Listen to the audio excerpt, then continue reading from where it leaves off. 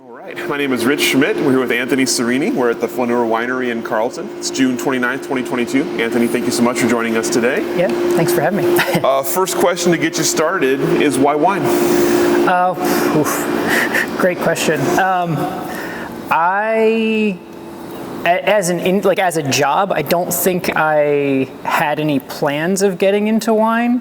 I had an idea that I wanted to get into agriculture, and I had traveled to New Zealand on a few occasions and knew that it had a variety of microclimates and soils in a very small area, and I loved the country, so I thought that would be a cool place to learn more about agriculture and being able to see a lot of different things in a small area. So my wife and I sort of did the quit your job things at not a great time. It was like 2009, so economy wasn't in the best shape, I guess. And then along that path, we ended up working on a vineyard, Carrick Vineyards, and I befriended the winemaker mostly because I was a rollerblader and he was a skateboarder, and he would take me to all the local skate parks. And so we would go hang out, go skating after work or something, and just got to become friends. And he was my first mentor in the wine industry, and it was not what I expected at all when I entered it. I thought the wine industry was going to be something different entirely. And then when I met him and then started meeting all his friends, I was like, I like these people. This is a cool thing. This is a lot of fun. My wife was working with me. She decided that she liked being a consumer more than working in the industry. So that's where she sort of went back on her own career path, and then I just continued on with wine. I like that. So let's back up for a second. We'll kind of pick that back up in a second. Tell me about life before wine. So where were you born and raised, and what was kind of your path after school? Yeah, so I was born and raised just outside of Trenton, New Jersey. When I was 7, I was born in October, so it's like I'm one of those started school a little early kids. When I was 17, I started college in Philadelphia. I went to Drexel. I thought I wanted to do criminal psychology.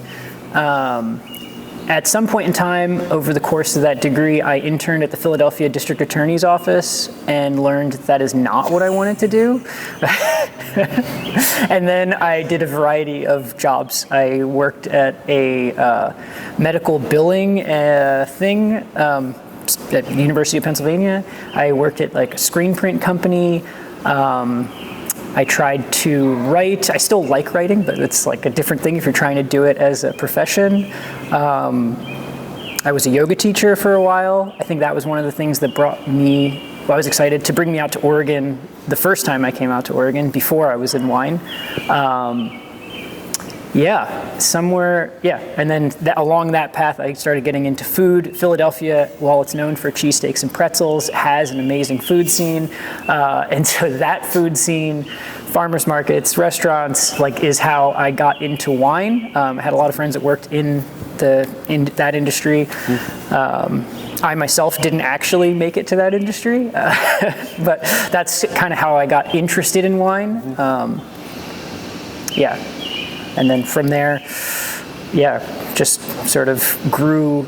I like learning things. I think everything that I have ever been interested in, sometimes I can take it too far. I can be a little neurotic. I like to dive into a subject, hence starting in the wine industry and then subsequently going back to school and getting a master's degree after the fact. Usually you do that first. Yeah.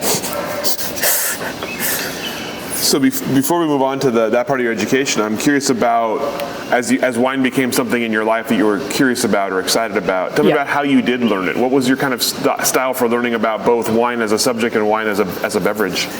I guess in the beginning, like everyone, it's just white or red. And then at some point in time, I know what the wine is. I don't know the vintage. It was a Domaine Ostertag Riesling, Alsatian producer, and that was the first time that I was like, I want to know about this.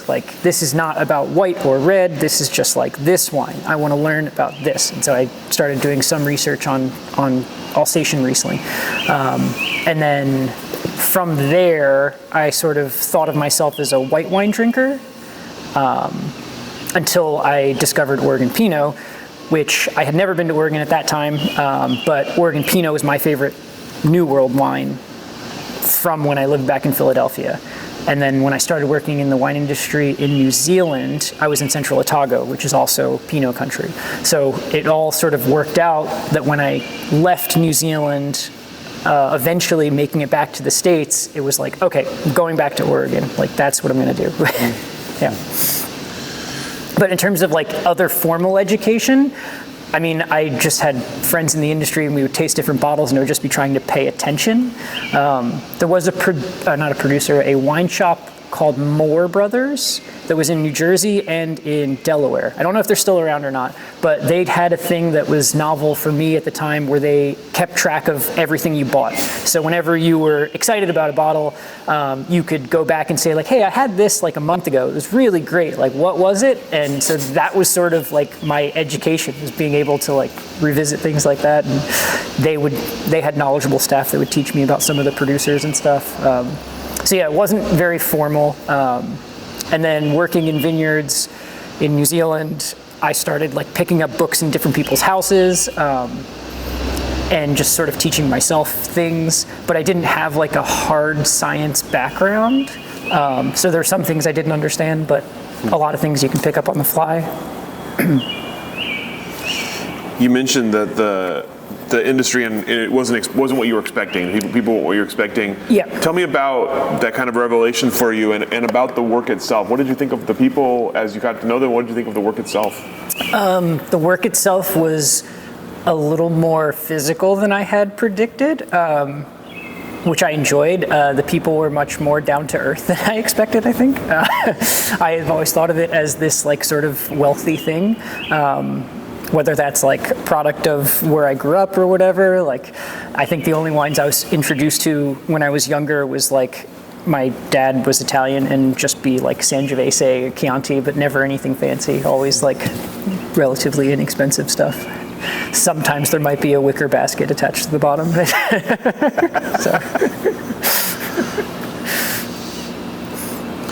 So tell me about the kind of, did you have like an initial harvest experience, or what was the first kind of experience in a winery?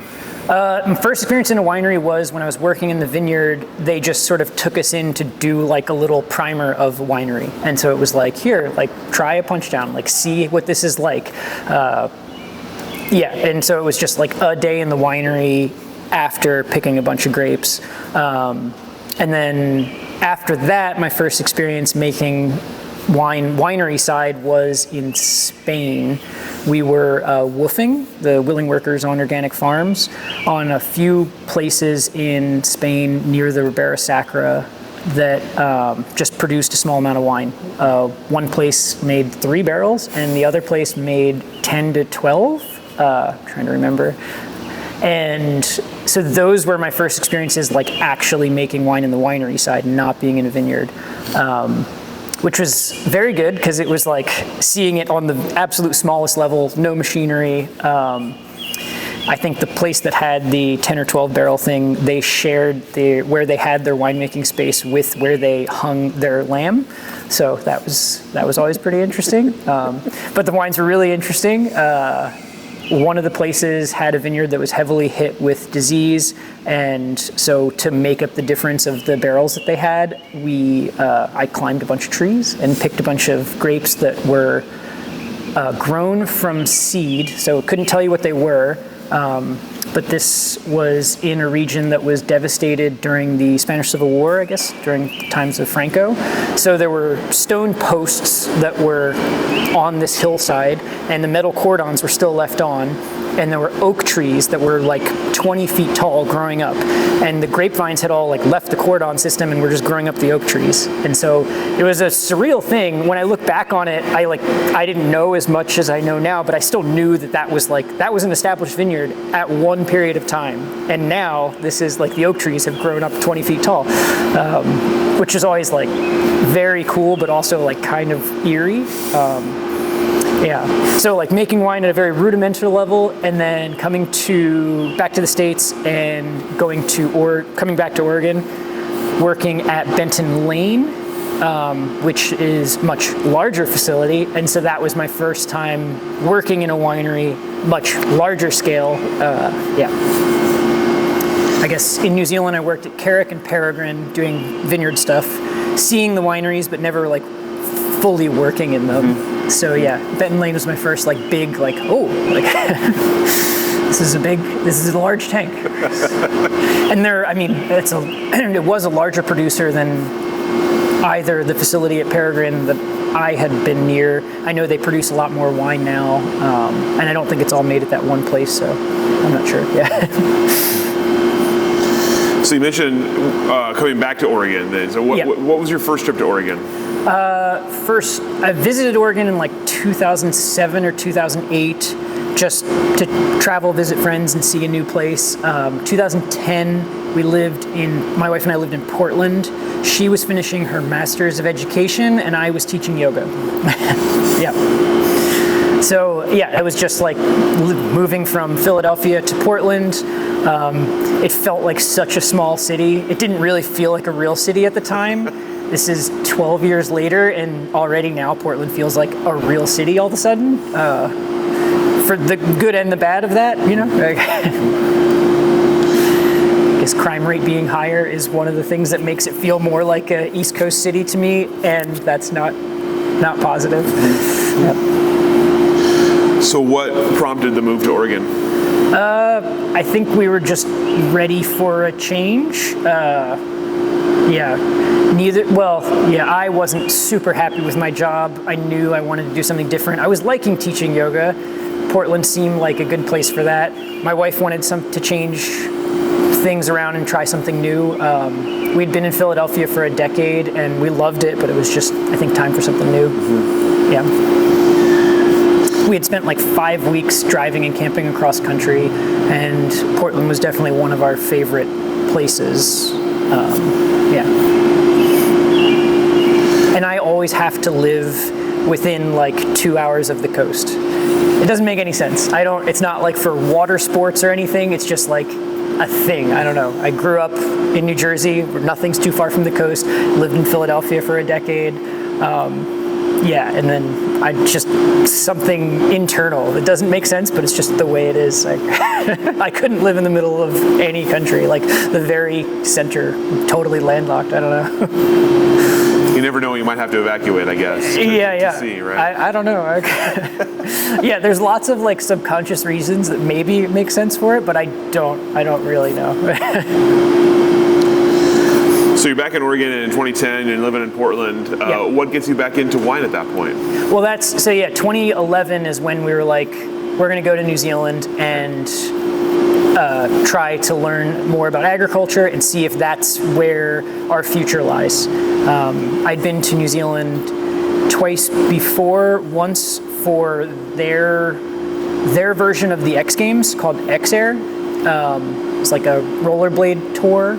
Traveling around the North Island and then ending in Wellington. And then my wife was always mad that I went without her. And then we ended up going there on our honeymoon in 2009. And we loved it. And then we went on a couple wine tours when we were there. And our favorite winery from that wine tour is where we reached out to when we were down there, and they just happened to have a few of their employees leave right before we had called. And so they were like, if you can get here in the next, I don't remember what they said, if it was like 36 hours or something, then the job is yours. We were pretty far away, but we made it, and then, yeah. So what caused you at that point? You mentioned kind of your New Zealand experience. Yeah. What caused you to come back? I don't think we were there for maybe 8 or 9 months, and I loved my time there, but towards the end I was definitely I was just ready to come back to the States. I loved being there, but I didn't want to stay there full time. And then also I knew there was more to come. We went to Vietnam and Thailand after visiting some friends in Australia, and then worked in Spain for 3 months. So it wasn't like we were just like, oh, we're ready to go home. It was like, okay, we're going to go see some more of the world, continue our slow travel around the world, and then made it back to New Jersey, where we were both from, And then, came back out to Oregon. And that was intentional for me because I knew that I was going to pursue a future in wine, and as my favorite wines were from Oregon, and we loved it in 2010 when we had lived there. We just were over living in cities at that time. So I moved to Corvallis, not necessarily thinking about OSU. I had got a job at Benton Lane, and it was sort of like live in Eugene or live in Corvallis. And then it worked out living in Corvallis because after harvest, I stayed on and did some pruning for them, and I got a job in one of the wine labs at OSU. And so that was how that next chapter sort of started, was working in the wine labs, meeting students there, getting the science background that I didn't have, classes like organic chemistry and stuff. And then when I was working in the wine lab, the professors I was working for were sort of like, you are qualified and you're doing well here, like you can apply and do a master's degree. And it was like, why would I do that? That sounds really expensive. And they're like, well, if you do the work and you publish things, then you're actually not paying money. Then you get a stipend as a grad student if you get a GRE and a graduate research appointmentship, or GRA, But then I did that, which was great. I mean, it was an awesome experience. I always kind of look back on it and think I didn't have the confidence when I did my first degree to do the hard science stuff. I thought I would be bad at it. And then when I went back to school for it, I had a purpose. I was like, I'm doing this to learn more about wine. And I ended up being pretty good at science and really loved it. And I had no regrets, but I always thought if I had known this earlier on, I probably would have done a master's degree earlier and done more science stuff when I was younger. Maybe I would have still ended up in wine through a more circuitous, or it still was a circuitous route, through a different circuitous route, but yeah. So in that experience then at Oregon State, actually let's talk about Benton Lane first. I'm curious about, you mentioned the kind of your first harvest in a big place. Yeah. Tell me about that. What was that like? It was exhilarating. It was a good team atmosphere. It was the first time I think that I had something that really cut me off from everything else in the outside world, because harvest can be very all-encompassing, and especially if you're in a new place and you're just meeting new people, and then it's oh, this is your life for a little bit. It can be stressful, but I found that I was good at it. I guess I think I am at my best when I am pushing myself, and not at my best when I have as much free time to just procrastinate and stuff.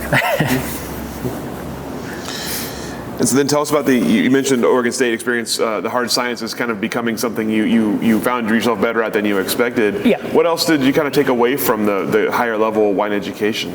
I mean, there was a lot. Just having the background science, I think, allows you to have a little bit better problem solving. It's not that you absolutely need it to make wine, but it is helpful. And then half of my research was doing a lot of sensory science, which fit for my first degree was in psychology. So sensory science is a little bit more related in that realm.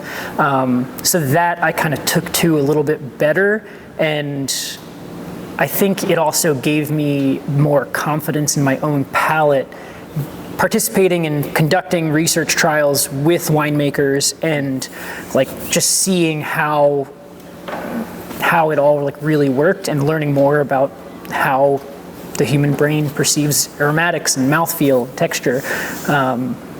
All of that gave me a better appreciation, but also built my own confidence to continue on in the career. And then I had fun doing things presenting at conferences and stuff. I don't think of myself as a great public speaker, but forcing myself to do it was a positive experience. It's not something I seek out, but it was good while it lasted. Yeah.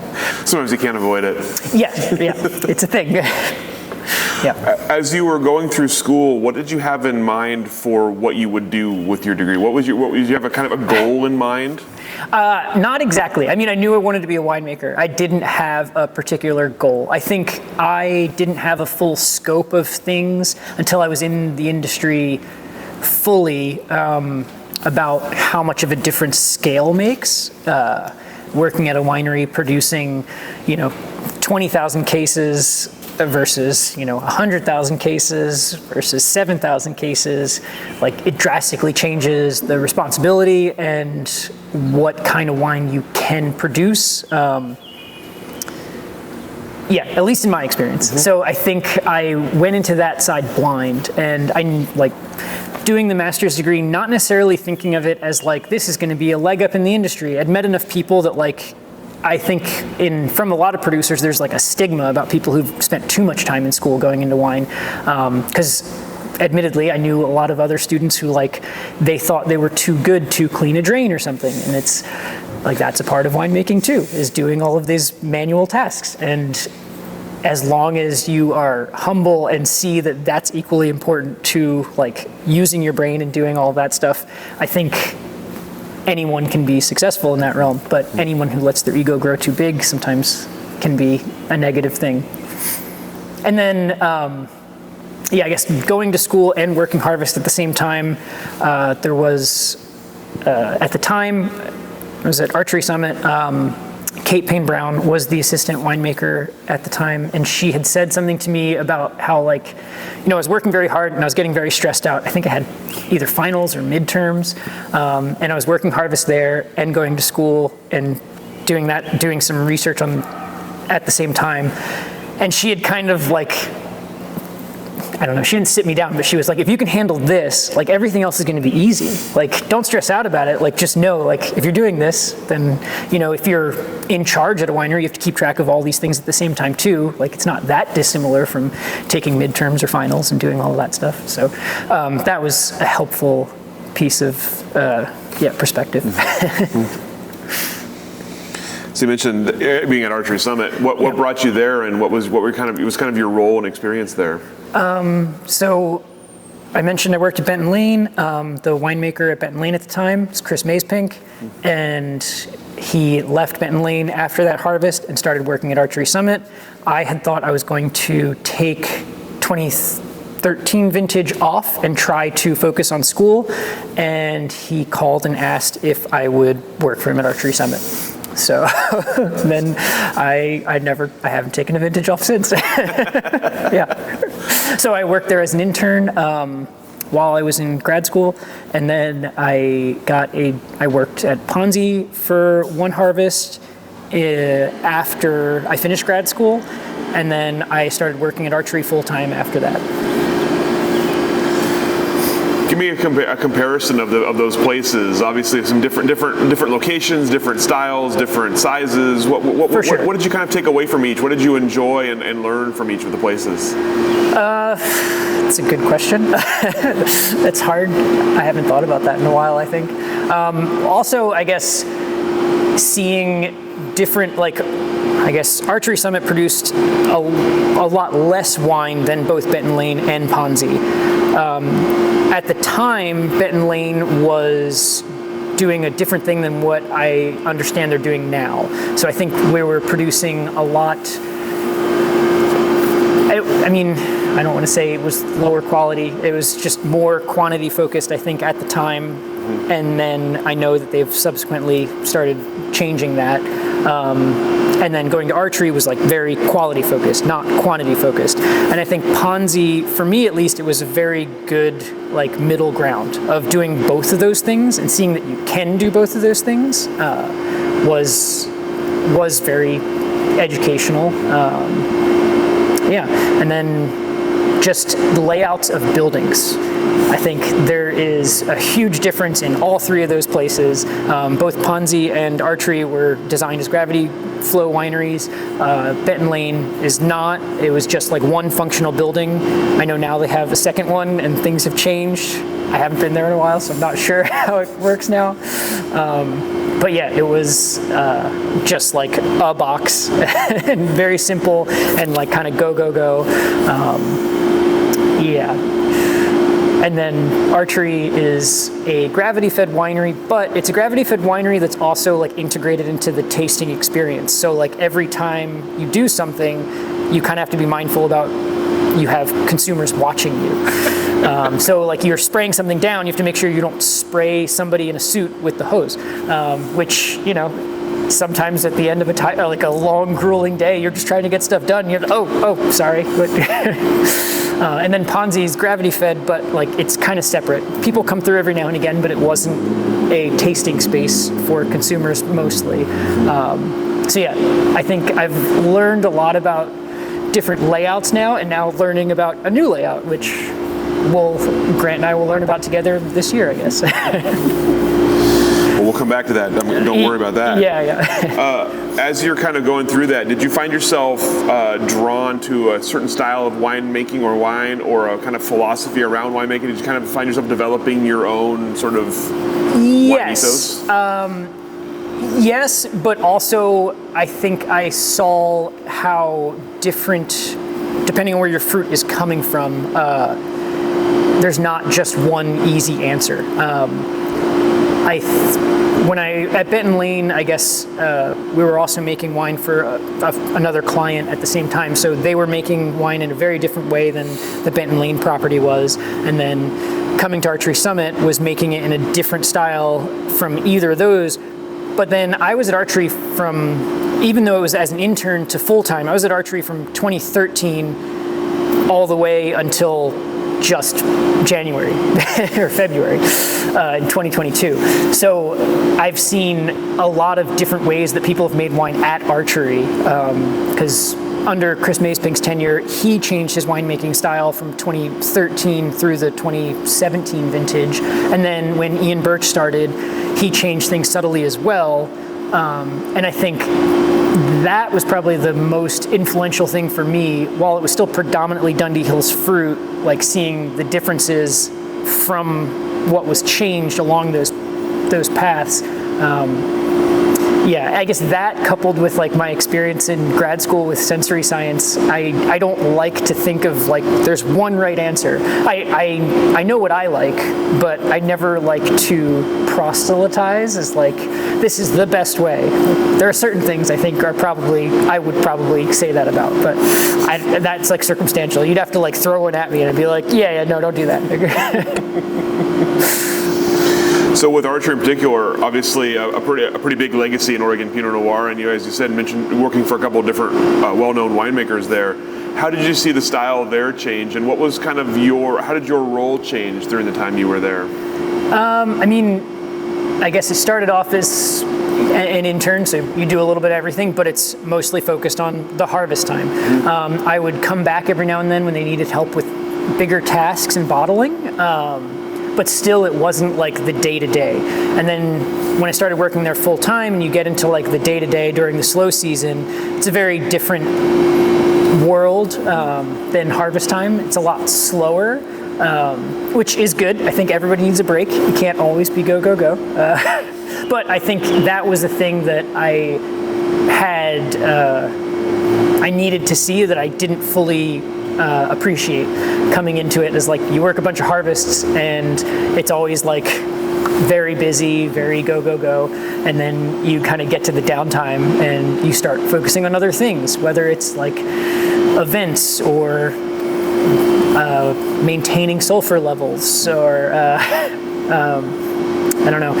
interacting with sales and marketing, because that's another part of it, is like what information can you give to help sell the wine to different markets, which changes depending on your brand and depending on who's selling your wine. I think that was a good introduction to that side of the wine industry for me, which, I'm still learning. Every brand has their own like niche that they fill in for their consumers, and I think finding how you can help out on the sales side changes depending on that brand. Mm-hmm. So by the end of your time there, what was your kind of main role? I guess at the end of my time there, I was the Analogist. So I don't know. I think the Analogist is one of the like it's a weird title. Depending on what winery you go to, it can be a little bit of everything. I know some wineries, the enologist spends all their time in the lab.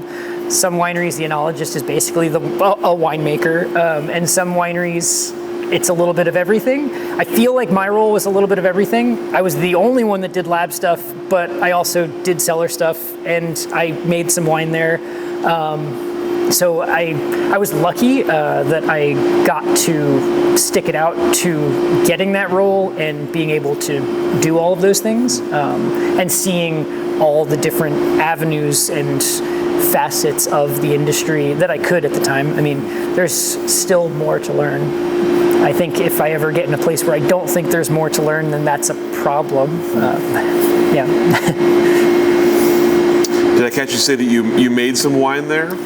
Yeah, the 25th anniversary wine was sort of a nice olive branch. When Ian first started, he had given me and Corey Beyer, who's a longtime winemaker there. He's the associate winemaker currently. It was sort of, when Ian first started, he had given both of us the option of just like picking our favorite block from whatever vineyard and making a wine from it and seeing how it goes. Whether it's going to end up as its own thing or put into another blend or whatever, that was undetermined. For me, the pick was easy. We have there's this old vine, Pinot, own-rooted at Arcus, that was planted in 1973. It's my favorite block, and so I was like, I'm going to do that one, and I'm going to do it in one of my favorite fermenters. It was a concrete cube, and the wine turned out really well. I didn't put a lot of oak on it because just sort of trying to celebrate the old vines, and then somewhere down the line, it just ended up working out that this was going to be our 25th anniversary wine. So that was the one wine I got to make from start to finish there. Turned out really well. I was really happy about it. So yeah, that was a great opportunity. Did not want to squander it, I guess. Yeah. What was the process like, being the one kind of in charge of that wine? I mean, it was great. I think I had been there long enough at that time to be like comfortable with everything. There was like a little bit of stress about it later when they had said that it might be the 25th anniversary wine, because in the beginning I didn't know what it was going to be. I was just trying to make the best wine I could, and then when it was said that this is what's going to happen to it, it was like, oh, okay, now what? But yeah, I mean, I couldn't have been happier about it. So yeah. So as you mentioned, you have a new spot here at Flâneur. Yep. Tell me how that came about, or what prompted you to come here? I mean, I think I had a great experience at Archery Summit, but I was there for a long time. I had learned what I could there, and Grant was looking for an assistant, and this seemed like a great place to continue learning and to try to make some great wine. I've loved the wines that he has made before, and loved what has been happening with the brand. And then I was very excited to work at a place making some sparkling wine. It's something that I was very passionate about but had no experience with. So that was another one of the things that drew me here. And then I've always loved Chehalem Mountain fruit. So we have two vineyards here, Chehalem Mountain and Ribbon Ridge, but the majority of our fruit comes from the Chehalem Mountain property. So those were all factors, I guess, that brought me over. I know you're still young here in this place, but tell me about your impressions so far. I mean, so far it's been very exciting. We went through our first round of blending for sparkling, and then tirage bottling, and then we just finished blending trials for our Pinot, Chard, and then we have a little bit of Allegate and Gruner Veltliner, and Pinot Meunier, and all of those are going to get bottled. Well, not all of this. Most of those are going to get bottled before harvest. Some of those are going to get over vintage, and so far it's been great. Just sort of dealing with the finishing touches of this building, which, from my understanding, has been a long time coming, and it's very exciting. But it's not totally finished yet, so we're just hoping everything will be done before harvest. That's yeah. It's mostly done. Just a few finishing touches. As always, right? Yeah. And so tell me about your role here so far and what you kind of understand it to be. It's a good question. I'm still learning it, I think. I'm understanding it to be. I mean, there's only 2 of us, so it's a lot more, not that my role wasn't hands-on at Archery, but there were 4 people in production at Archery. Now there's only 2 of us, so it's, I guess, maybe we might produce slightly less wine than we were doing at my time at Archery, at least the last couple of vintages, and yeah, just doing it with less people, I guess. So it's a little bit more all hands on deck, but not too much. And you mentioned, obviously, new building, first harvest coming up. Yep. What are you anticipating for this harvest? I am pretty excited about it. Everyone's been concerned about frost things, but we're going out there and there's inflorescence, there's a lot of flowering. I wouldn't say that we're at 50% yet, so I'm not going to say we're totally flowering, but we're very close. I know that there's a lot of concern about how late the vintage is just because of disease pressure, but my favorite wines in Oregon have been in vintages like that.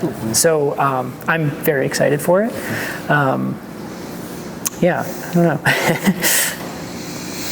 Good. Yeah. Good. Not everybody has been, so it's exciting to hear that. 2010's like my favorite wines I've had.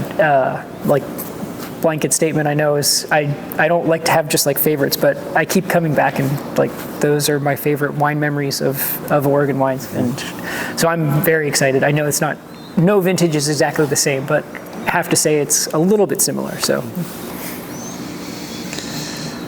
So while you were at Archery Summit, obviously you were working there during 2020. I want to talk a little bit about 2020 because it's obviously it was an interesting year all around. So I'm curious, between sort of the pandemic part of things and the smoky harvest part of things, tell me about the year for you, how you got through and the kind of the adjustments you had to make to sort of get out the other side. Yeah.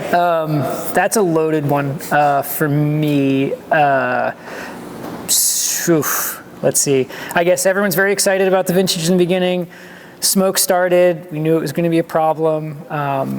We had some grapes we had pulled in the beginning that we were like, okay, at least we have this, and then some other stuff that really brought us back to, for me, it was like bringing me back to research, and then talking to some friends who had dealt with more smoke in other regions. So I think we did a good job of still making a good product. It was a nail biter. I know a lot of places, depending on your site or just risk factor, decided not to make wine or not to make Pinot. And I think there's been a lot of large opinions on both sides of the fence there. And I think in the end, it all happened so fast and furious, I can't get mad at anybody's decision.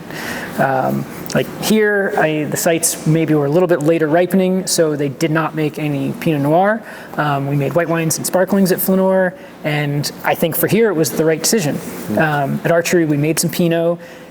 We didn't make all of it, but we made some, and I think it turned out really well. I think our Chardonnays turned out really well, but we made less wine, and I think that was the right decision.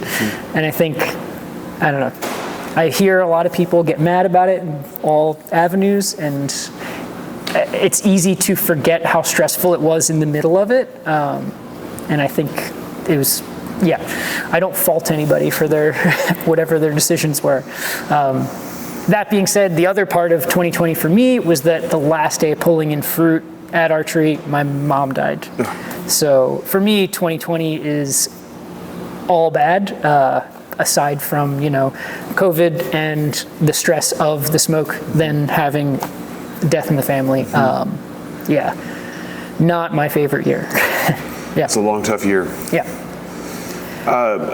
You mentioned part of 2020, the smoke part, what kind of took you back to the research, as you mentioned, kind of thinking about that. I'm curious from that and from kind of your understanding of other people in the area, how do you feel the results of 2020 wines were, and if it happens again, how do you feel, how will we do next time?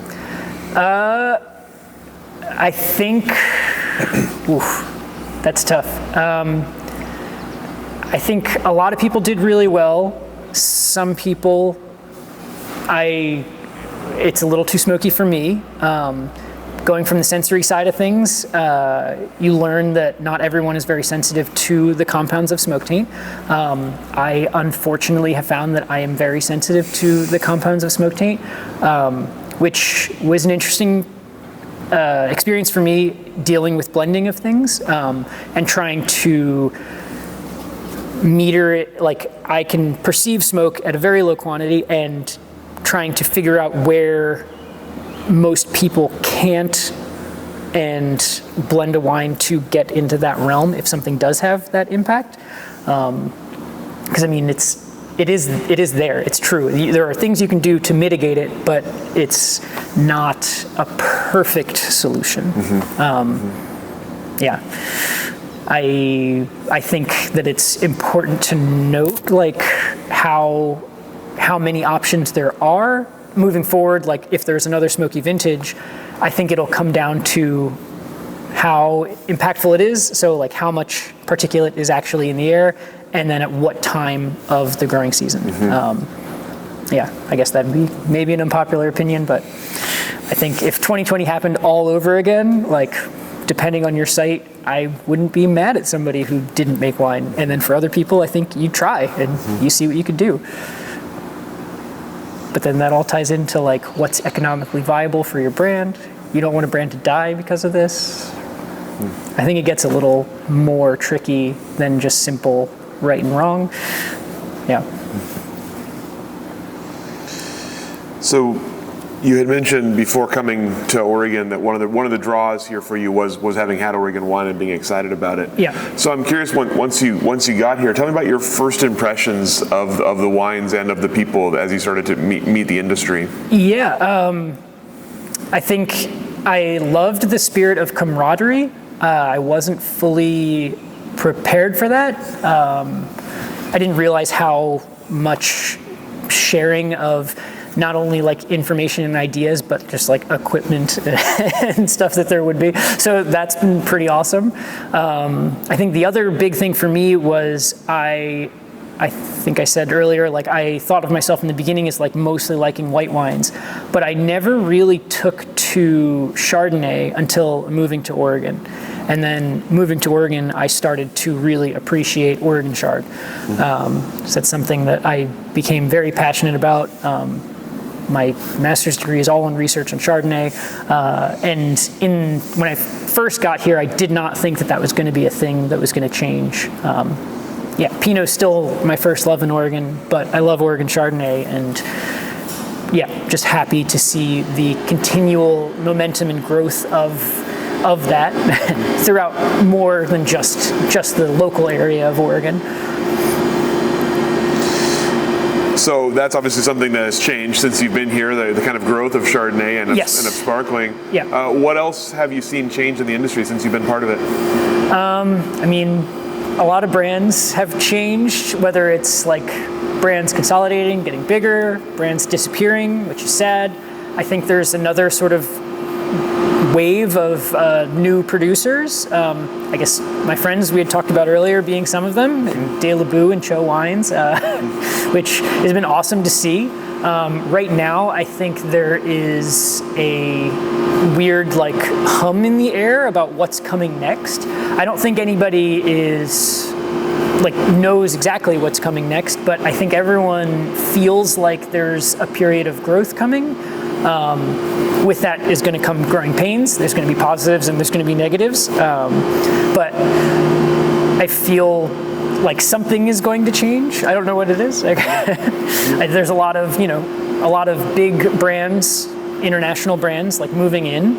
And then there's a lot of new small producers growing up. And then there's still new areas where people are thinking of planting. And as climate change is a thing, there is new areas that maybe will become viable that maybe weren't 40, 50 years ago. Yeah. So something is coming, but you're not sure what. Yeah. I guess I don't deal in a lot of absolutes. I kind of like synthesize different things in my brain. I like to pull in information and incorporate it into the grand scheme of things. So I have a hard time like talking about things in isolation sometimes. So yeah, I mean, I know things are changing. I think like 2020 was a big change for the industry too. A lot of people started focusing more on distribution, not with smoke, but just with COVID. I mean, tasting rooms were closed and a lot of brands tried to shift their focus to some distribution. And even though now DTC is growing again, I think some brands still are trying to keep a foot in that distribution area too. So I think there's a little bit of a change in that. I don't know if I don't have any numbers or data for that, like what, if anything's changed on like the national or international market in terms of like where Oregon wine is being sold. I would like to know, I guess. I don't I don't have that information.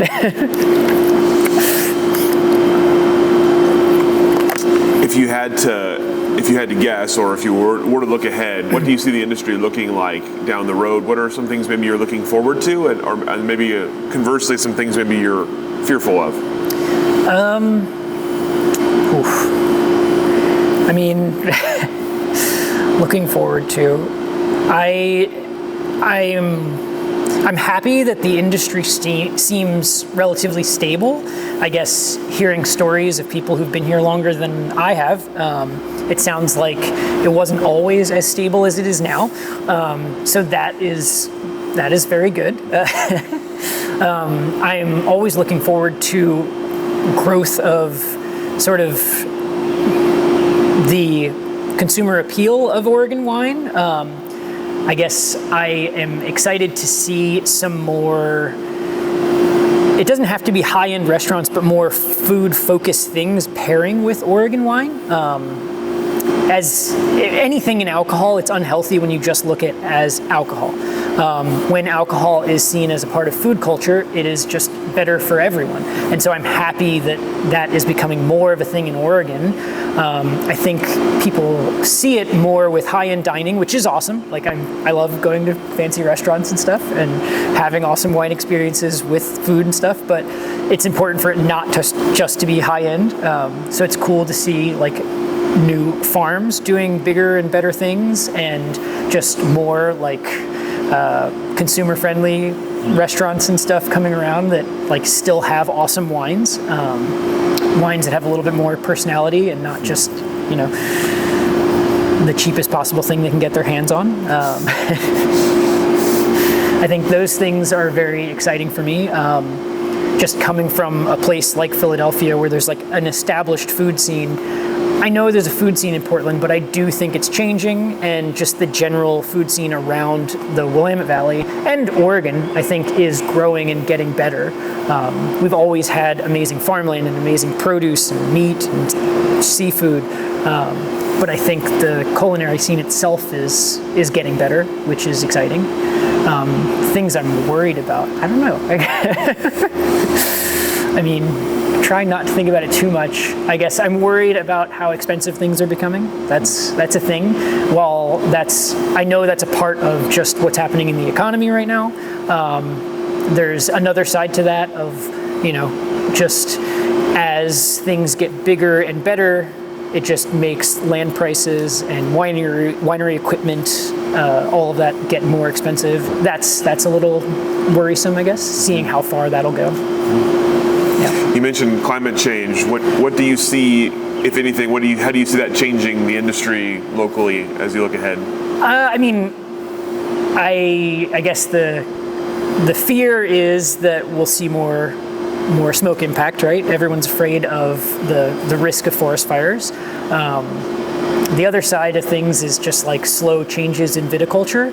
I don't think we're at a place where we need to rethink the cultivars yet. I know that's like a thing where people look at projections and you see like how hot things are supposed to become down the line. And I don't know, I don't think that's something that I've been thinking about lately. I know we have some new cultivars planted, but they're not necessarily planted for changing climate. They're more planted as like something new to play with and craft something fun out of. I mean, there's a lot of different viticultural techniques that maybe will have to come into play. while, I mean, it's a big thing with our vineyards, we're non-irrigated. And I think that's a thing that like is going to become a large discussion moving forward, whether or not everyone can remain non-irrigated or whether, maybe we should stick to the areas that you can grow without irrigation. It should be an open dialogue, I guess. So what about as you look ahead for yourself? What comes next for you? Kind of short term, long term? Anything you're excited to do, have on the horizon? I mean, I'm excited to have my first full vintage here. As I started in February here, so I've been helping blending these wines, but I haven't participated in a full harvest here. So I'm very excited for that. I don't know long term. I mean, I've always been pretty clear of like my goals are just to be a winemaker in the Willamette Valley. I don't have any like big plans to do anything soon with any of that, obviously. Just kind of keep learning, keep working, and keep moving forward with that. I guess I'm just excited about harvest this year.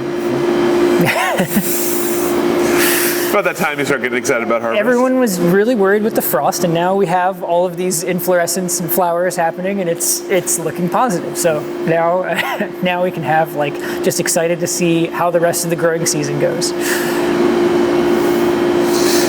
So if someone were to ask for your advice or your words of wisdom on joining the Oregon wine industry, what would you tell them? It's hard. I feel like yes. I know I think winemaking isn't for everyone, but at the same time, there's different types of wine producers out there. So maybe you're not cut out for some of the manual labor, and there's a production facility where you don't have to do as much manual labor. Like it all sort of changes depending on the winery and the scale and the style of wine they're making.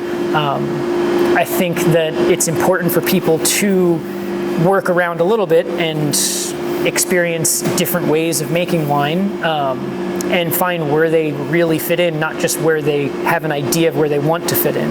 I mean, it's like anything. Find what your skills actually are and keep going in that direction.